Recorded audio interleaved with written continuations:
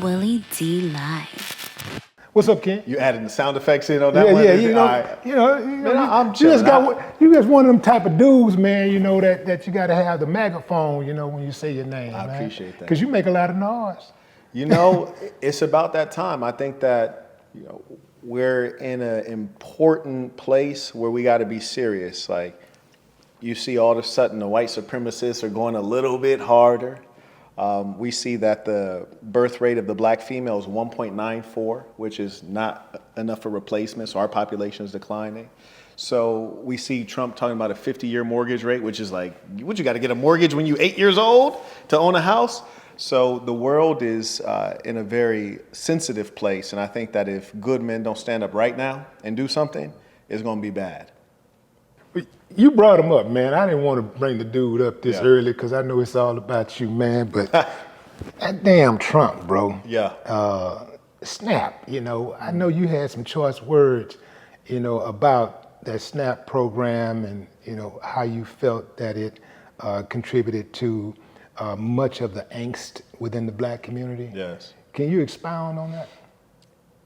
This is a touchy one because, I come from where the soul of black people are currently, which is in urban areas. I grew up on food stamps, not where they give you the card where you got dignity and people think you swiping a bank card. Right. I grew up where they give you them colorful ones. You heard me? Like everybody looking like, oh, he's on food stamps. The 1, the 5, yeah, 10, the 20. Yeah. And my mom, as soon as you get up there to pay for the food, she's like, I forgot one thing. Get in line, pay for that food. And like you got to pull them out. You embarrassed.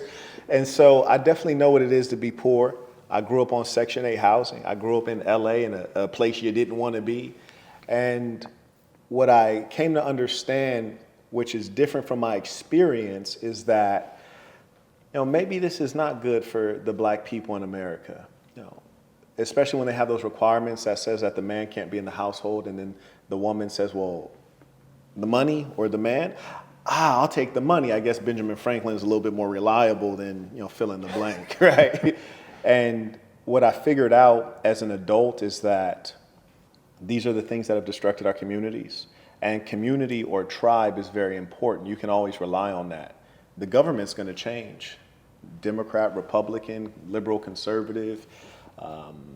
Hey, the economy's booming or the economy's busting. All those things are going to change. But if you actually have tribe, people who care about you, you have strong families, that you can always rely on and take to the bank. And SNAP has destroyed black families. So some people say, oh, you don't understand, you're well off. I'm like, look, man, I really came from the mud. Like I was poorer than the other poor kids because my mom was on dope when I was a young boy. My father was in prison doing 10 for selling dope. So I really come from the mud. And one of the things I have to admit is that, well, damn, if you can still afford to use drugs while you're on SNAP, maybe if they took away the SNAP, you'd use that hustle you used to purchase those drugs to cover the basics, just maybe. And if not, if you're actually in a tribe, we'll be forced to take care of each other. There'll be necessity. They say necessity is the mother of invention. What we need to invent is the black family because it's currently dead. So, of course, my heart goes out to people who are struggling, but I think mostly they're not struggling as much as they think they're struggling. This is really where they're struggling. This is where the real poverty is, in the mind. It's not in the pocket. And so I say, get away those SNAP benefits. They're coming from a people and from a government that's never loved us. And we need to start getting back to the basics. So I actually celebrate. I think it's a holiday. You heard me? It's a holiday when he cut off them benefits. What about the people who use SNAP to subsidize their income? Like say for instance, you got a mother of 5, a single mother of 5. A single mother of 5? Now That's a hell of a trick. There's a lot of That's a hell of a trick, boy. There's a lot of single mothers of 5 and 4s and 3s and 6s out there. A lot of them. Yes. But let's say you have a single mother of 5 and she's busting ass. She's not sitting back waiting on anything. She ain't getting no help from the outside, period. Yes. And she needs some type of subsidizing. Okay. What about that? Is there an exception for someone that's in a position like that? Let's say she makes $2,000, $3,000, $4,000 a month. Yes. But she got 5 kids, and you know how it is, how expensive it is to raise kids these days. Absolutely. So what if the government gave her maybe an extra $1,200 a month, $2,000 a month, yes, to help her get over the hump? You know, is that doable? Is that something acceptable in your eyes? No, because we have to look at the long term, and there can't be any birth without pain. So in the transition period, there will be some challenges, but we have to remember America is in fact the wealthiest country to ever exist, even with the poverty that we have. And also in terms of black people, if we're just talking about black people, we have it. In fact, we're the wealthiest black people on planet Earth. So we have it. And there's something called civil society. Civil society fills in the gap where government is not doing the work. And the truth is, government's original mandate is not to do all this extra stuff. It's to do the things that will be of common benefit. Government's job is not to reallocate capital. In fact, you observe that government's not very efficient with allocating capital. That's why the government's in tremendous debt. So what should government do? Roads, bridges, because you don't build bridges, right? And if you did build a bridge, it have to have other people on it. So you want them to contribute because they're using it in common. Conversely, if we were to pay $1,200 to this person or $1,000 to this person, we're A, misallocating capital, and B, we're allocating private funds to something that's not a public good. Government is supposed to be for the public good. And here's the most important thing. We really want to ask ourselves, if we continue to subsidize bad decisions, are we incentivizing bad decisions? I find it funny that you can find, and this is across all of the colors, across all of the religions, you find the people who are most responsible, most well off, most intelligent and educated.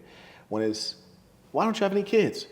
Oh, you know, we're going to plan it out. We're going to make sure the time is right. We're going to make sure our finances are right. They're making all these plans. And then it's the people who don't have their life together, the people who are uneducated, the people who are unprepared, the people who have poor emotional intelligence. You don't have to ask them why they didn't have kids. They got 3, 4, 5, 6, 7, 8. And when you are making these investments, you're incentivizing bad decisions and you're making poor investments. You're actually investing capital into what is probably going to return the least. So I say all that to say this. I love that a woman might have 5 kids, 6 kids, 7 kids. I say carry on. We need to repopulate, especially the blacks in America, because our population is in decline. They say we're 13%. I'd say it's probably like 10%, our ethnic group, which is to say the foundational black American. Black people, yeah, with immigration from Nigeria and Haiti and other places, black people might be at 13%, but our ethnic group, our tribe, is probably at 10% or less, especially the fact that more black children are aborted than born. So I would say, yeah, do have kids, but select a man who is honest, responsible, and reliable, and have children with him and obey him, and he will honor you and he will honor those children. And we'll see women make rational decisions, and women are rational. Oh, you better believe it, because they know how to fill out that application and get that EBT and that Section 8 and all those safety nets that they know are there. But when they know those safety nets are not there, they will make the rational decision to deal with men who are honest, honorable, loyal, and responsible.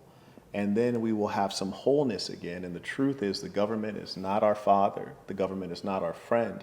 In fact, the government is largely the reason that black people were disenfranchised for a long time. They still owe you 40 acres and a mule. You've not got either. So you think that this EBT is your form of petty reparations. No, it's your form of prison. And what's more is they're not giving this to the poor people to help the poor people. You know who's benefiting off of that? It's your local grocery store that gets to rely on the fact that they know the government is giving you spending power to come give to them. And those are the things that I find to be disturbing. And though I might have a perspective that is uncommon, everything that I say, I try to live out. So I just got 62 acres in Georgia, and I've invited folks to come on, take 2 acres. We're teaching folks how to have some chickens, have some cows. Is that the Burton plantation? Burton plantation, absolutely.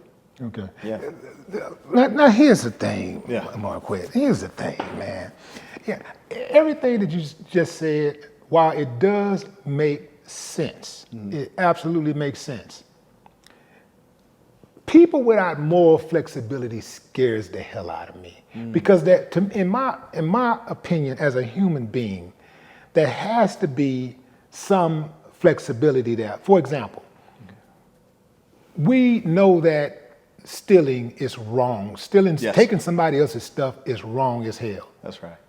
But man, if somebody is hungry and they go into the store and they steal some lunch meat, I'm not about, look, I gotta look at this particular situation as an individual. How many times have you stolen lunch meat, out of this store? Yeah. How many times have you been arrested for this same thing? Like, is this your first time doing this? Is your first time doing this? And this the best thing that you could come up with was to steal this lunch meat? Okay, I know that you're a 2-time felon already. Right. And 3 strikes, you're out. But I'm not finna send no man to jail for 20 years for stealing some lunch meat. Sure. So I'm gonna try to help figure this thing out.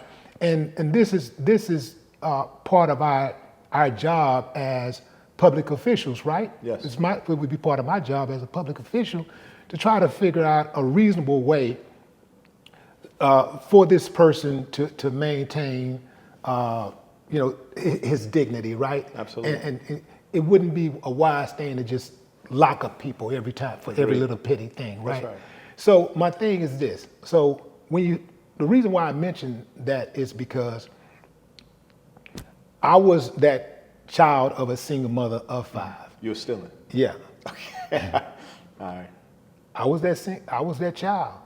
And if not, I know my mama got up and worked her butt off. Yes, she made mistakes. Absolutely, Sure. she made some mistakes.